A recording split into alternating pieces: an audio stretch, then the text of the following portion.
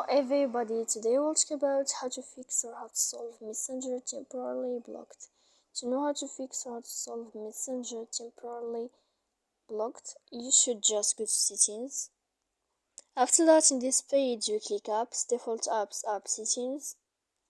Here in this list, you will search about Messenger app. When you find this page of app info, you will click on first stop and you click OK. Here we go to click storage in this window.